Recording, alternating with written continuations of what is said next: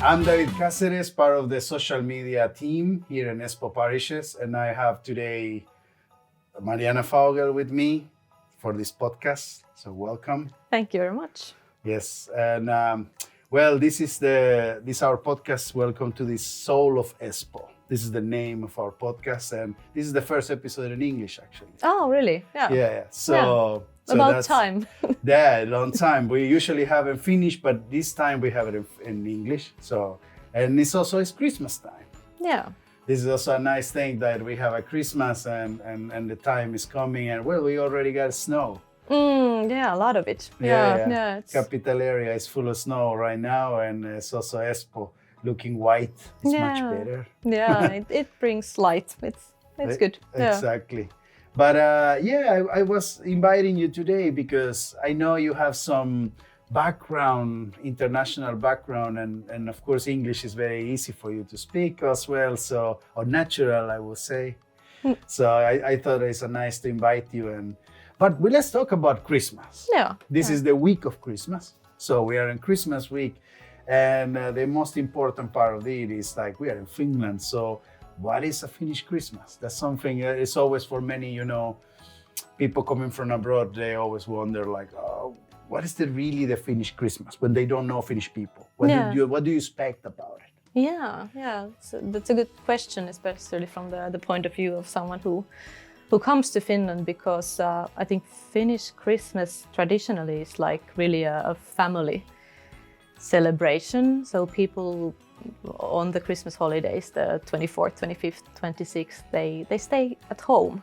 So it might be actually a bit surprising for someone who comes from abroad that people just disappear for a few days. Yeah, that's true. Like the town gets empty. Many times, right? People travel inside Finland and all this. Yeah, they go meet family, and And earlier, all the shops were closed, and nowadays it's a bit different. Maybe it's like you can go to a grocery store also on the holidays, but yeah. Tell about that. Like, how has it changed that? Because, it's true that like when I came to Finland, I remember the first Christmas that the shops were completely closed for 3 or 4 days, and nobody worked, and But nowadays it's completely different. Yeah. I think also some laws changed there that you can keep the shops open, but and the buses didn't go after 10 o'clock in the Christmas Eve morning and so on, and so you couldn't really get anywhere. So if you didn't have any own car, then you couldn't really. Yeah, so you had to take a taxi or something. Yeah. But I think it tells about the Finnish way of celebrating, that it is really with just the close family, and you don't go visiting. Like I think earlier it was somehow forbidden to go before the Boxing Day. Like Boxing Day was then the day when you could go to. There was some big dance event or something, but but it has changed a lot. And yes. But tell what people should expect about a Finnish Christmas. What usually has a Finnish Christmas? Well, I think the food is really important part of it, like food and being with the family. Earlier times it was the Christmas ham that everyone ate. Nowadays there's more variation to that, and then there are all kinds of casseroles. It comes from the old times when like you had the beetroots and stuff that you could eat, so you made the food from that what you had. And then I guess Christmas church is a important tradition for many. To go to the carols, you mean, and to the service? Well, the Christmas carols are more like before Christmas, so the few weeks before Christmas, and then the Christmas Eve, then there is a service, or many possibilities for that, and then the Christmas Day in the morning there's a Christmas church. But I think nowadays people, if they go to church, they go on Christmas Eve. So most people go then. Yeah. But I also wanted to know, like, for example, about the food, because many people is quite skeptical about Christmas food in general. Like, Christmas is such a big thing with the food, right? In every country, their own traditions. Yeah. But what is that kind of thing that must be for a Finnish Christmas that cannot be missed? Well, I would say it's the ham, but that has changed, of course, because people are more like aware what is okay to eat or ethical to eat, but I have to admit, like, I've been a big friend of ham. I even once transported a ham with me to Austria when we were celebrating Christmas with my husband's family there. So, in the airport, like, what do you have in there? A 5 kilo ham. Sorry, I need my ham. Yeah. Yeah, but now there are, of course, like more options to that, like that you don't have to eat 5 kilograms of meat, but you can eat other things too. And then fish, like the fish starters are a big thing on Christmas. For so is it more like a salmon thing? Or? There's salmon and herring and all kinds of like small fish dishes. Like it's, at least for my family, but I think for many families. What can you tell about the so-called laticos, the boxes? Yeah, the casseroles. Yeah, casseroles. Yeah. Yeah, it's they don't look very good. I guess you know that. You've also spent many Christmases here. Yeah, but they are tasty, and it's potato and what's the word? Turnip, I think is the. They all look the same though. But, no, I mean like I think for anybody who spends the first time at Christmas here, it's always a bit of weird to have these boxes or laticos, so to say, the casseroles, because it's something very unusual. I would say for me also it was first time I taste them. It's not that taste bad or anything like this. It's of course very basic food, but it's just like I never came to the idea that would be Christmas food, like prepared like that, you know, like especially why put in these boxes, like that was a bit like a curiosity, like who invented this or why? Was it because it was too cold before, or what was the point? Oh, they transported somewhere, or I guess it's also I'm not sure, but I think it stays good for longer like that, and all kinds of and then they are not like expensive, the ingredients for that. So earlier people didn't have that much like money or like in the Finnish countryside, like you made the food from what you had. And so you mean this is of course very traditional. That means that it has been around for decades. Yes. It's the very from traditional countryside and so on. Exactly. So it doesn't matter if you are like in Lapland or in Helsinki or in Karjala or in Turku, everybody eats the casseroles, the latikot. At least southern Finland and these, but actually I haven't been. I don't know how it is in Lapland, but I would presume it's pretty similar. But I really don't know. Yeah. A part of the porridge and all that kind of stuff. Yeah. Well, then there's the Christmas porridge, the rice porridge. That's that's also very traditional.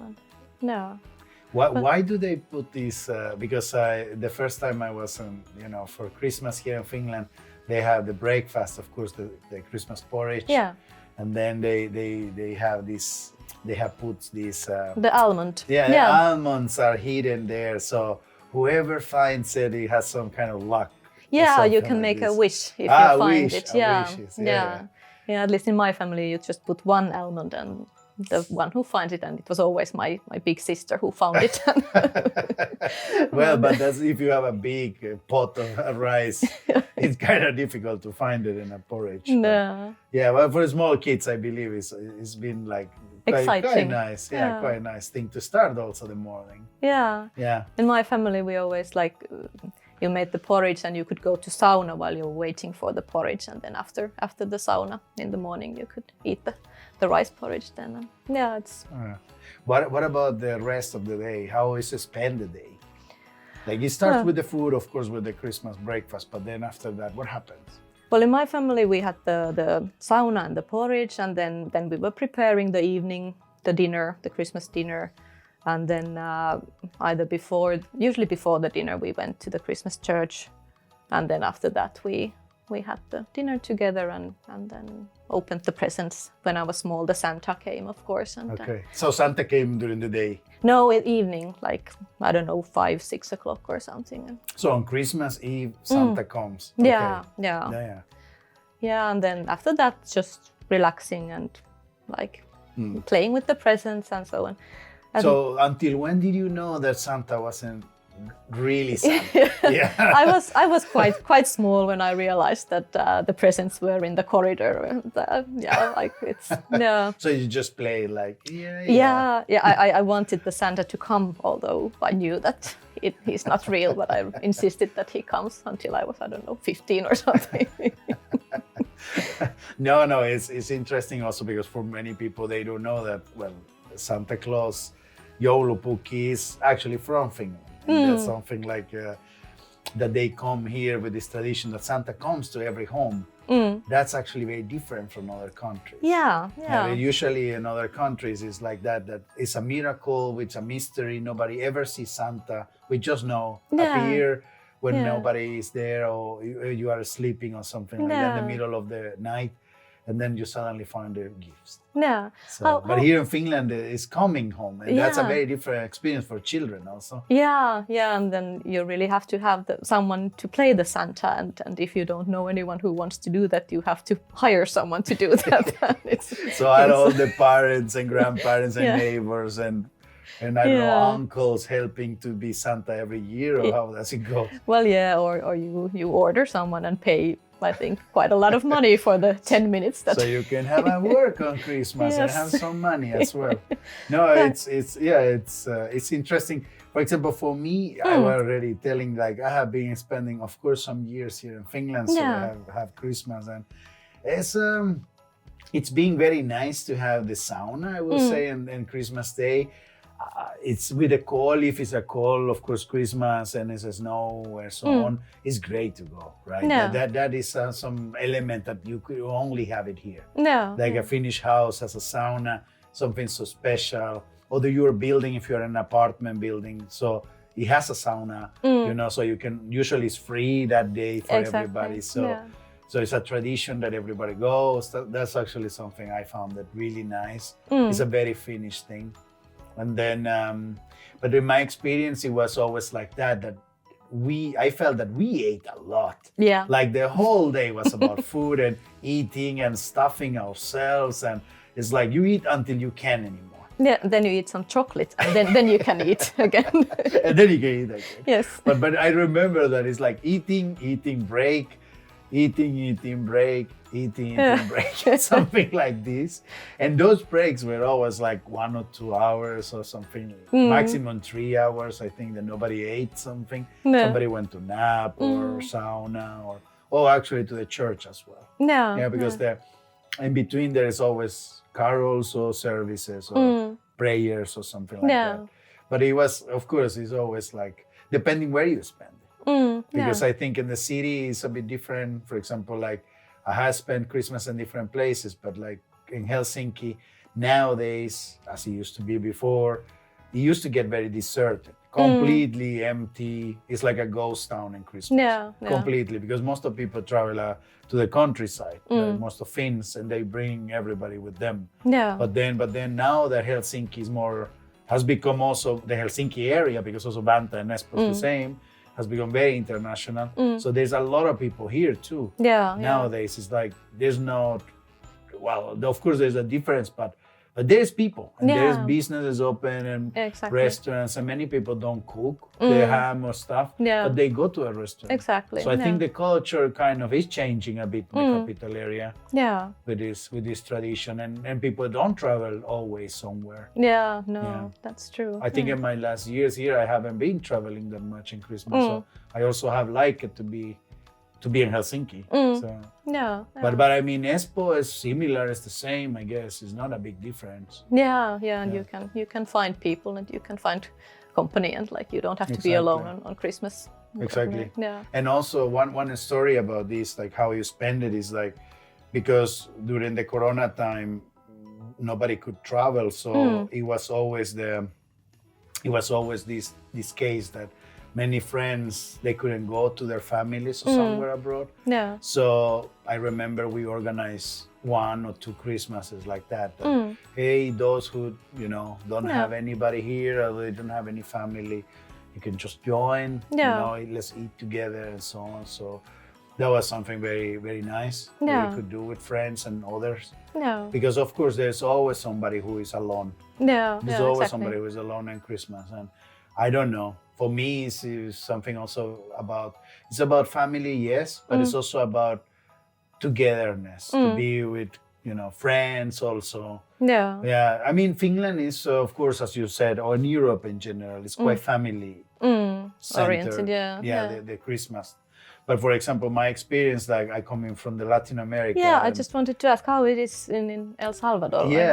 Yeah, well, my home country is, or Latin America in general, it's also with family, but it's also a lot with friends. Yeah. So it's like we do a lot with friends and our neighbors, and there's a lot of going on. So that day, we don't celebrate actually during the day. Yeah. The day is actually a day to prepare. Yeah. We celebrate at night. Yeah. And we celebrate the whole night. Okay. So it's it's almost like a New Year's Eve, almost, so to say, like here. Yeah. But of course, includes the feast of the food, and but you have like doors open.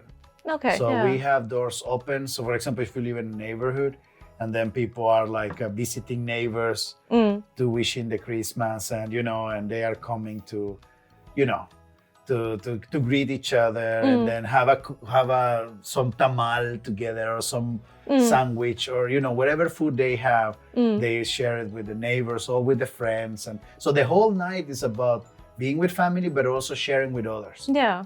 And I think that tradition that we have is more lively in that way, that every house has music to dance, and it's very like party, like a big party. So we really celebrate like a New Year. Yeah. We really celebrate it, and that is a totally different thing than being calm, and so Europe has this thing, or Finland has also this thing that is everything calm, and we just be.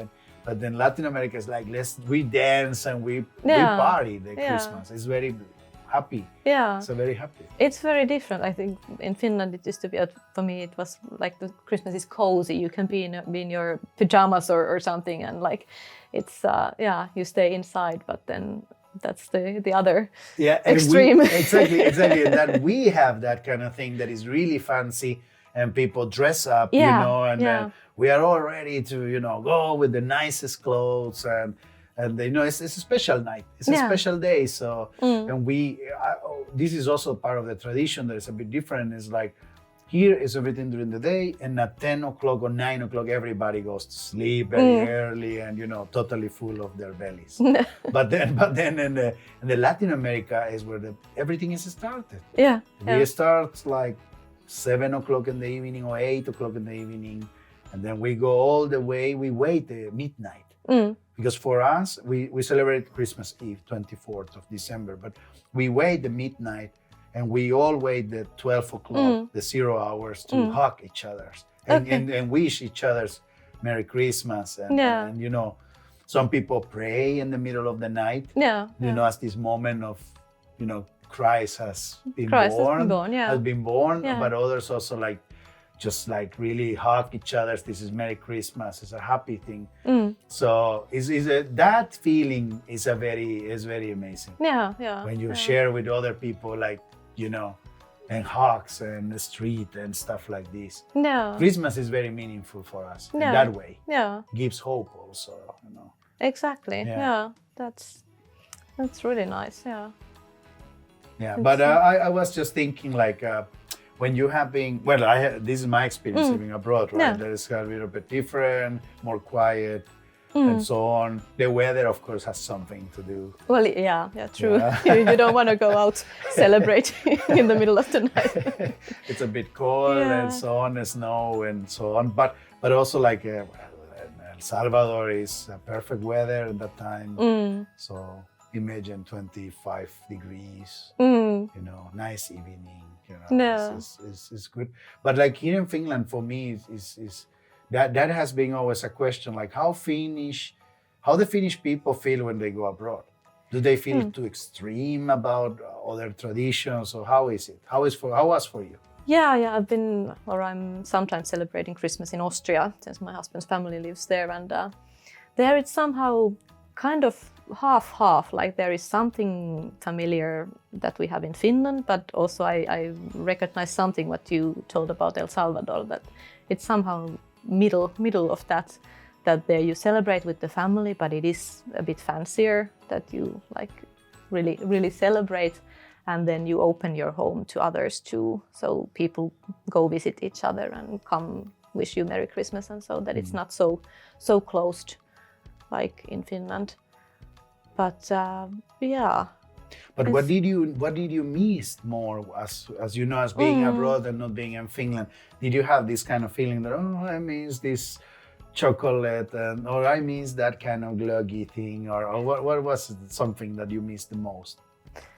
Well, maybe the pajamas and the coziness and the, like just having your own peace and reading your book and so on. But then of course the traditional food, like it's different in Austria. There, at least my husband's family, they have bratwurst on Christmas Eve, which is for me a bit odd.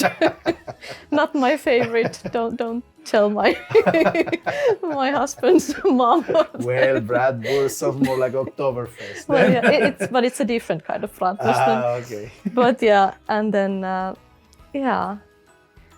It's hard to say what I miss. You probably, of course, the sauna and all that kind of stuff, you don't find it anywhere. No, yeah. I think even was it so that the Siemens church, like the church from Finland that is abroad in different countries, they even have saunas built in the places. Yeah. So I think many Finns come for the Christmas time to have a sauna. Yes, I think that's a big tradition there in those cities where they have the Siemens church. So they are they're really missing like that thing is. Yeah, it's very special, of course. Of course. No. What about like how was like, for example, the whole, is there any rule that you think that people follow abroad, or you feel that it's more relaxed about it, about what they do compared to Finland? I don't know. It's hard to say.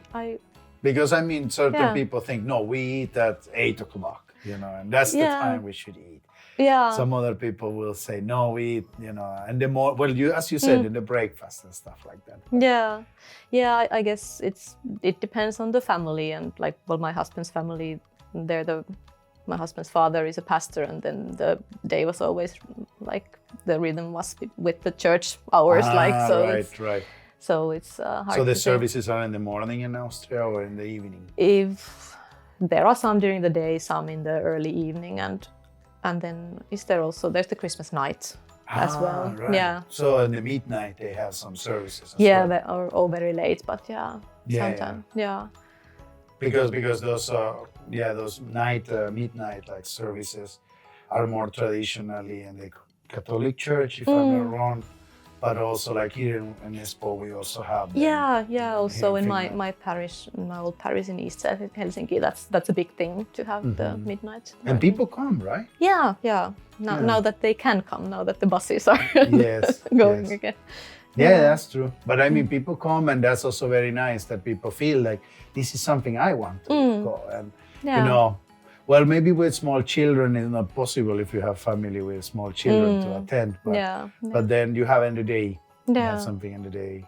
Tell me a little bit also, like for me, it's also a bit special the time when people goes to cemetery and like bring candles. That's a very beautiful thing. But tell about it. Like where does it come from? This? Yeah, I guess it's a way of including the people who you have already lost, who have passed away, that you want to remember them, especially on Christmas, and bring a candle there and as part of the family. Right. Exactly. And often, or at least where I come from, the Christmas service was in the chapel that was at the cemetery, so it was kind of a natural part of it that you could go to the Christmas service and then light a candle there, and it's somehow part of it. It's very nice. I was thinking that sometimes in other countries, of course, some people might remember their family members, and I believe everybody does. It's not that you don't, but probably you don't put too much attention to go to cemetery, for example, light a candle. Of course, maybe some do at home. That most likely, I think there's of course a memory kind of thing, but again, it's like, but here is beautiful that people take their time and say, hey, we were busy. And put a candle. I found it really nice. That's something like I don't think like as many countries do that. I don't think they completely forget it. You know, sometimes because we have also the Day of the Saints. Yeah, I was 1 just month thinking of before, the kind of. Dia de los Muertos, or that like Dia de los Muertos, or like the Saints' Day, right? Yeah. So overall, people celebrate almost a month before that, but still, family is family, and you know, memories are memories. And, yeah. What are you expecting for this Christmas? This Christmas, well, now we are celebrating in Austria, so I'm expecting Another bratwurst again. Yeah. Do they drink beer also? Actually, I don't remember how it has been. Well, it's like if the beer goes with the bratwurst on most Oktoberfest, maybe. Yeah, pretzel as well, probably. Yeah. But yeah, it'll be nice, like with the family, and the kids will see the grandparents there, and some time off. Yeah. Exactly. Well, here right now it's really beautiful weather, so cold but also beautiful. White, the snow, and I guess in Austria also with the mountains is very beautiful. Yeah, hopefully it won't be too warm there, like with Exactly. Yeah. So, well, I think this is a very nice topic to speak. Christmas is coming. I also want to wish everybody who's listened to us, like, have a wonderful Christmas. Spend it with your dear family or friends. Remember, there's not only one way to celebrate it. It's also something that we share. We share these moments with those dear ones. Yeah. And thank you for listening this podcast. Thank you, Marjaana. Thank you for having me. Yeah, it's been interesting and nice to have you. And well, this is the Soul of Espoo. And please follow us, and you can follow us on the social media, and as well listen us on the different podcasts like Spotify and other platforms. Thank you. Bye-bye. Bye-bye.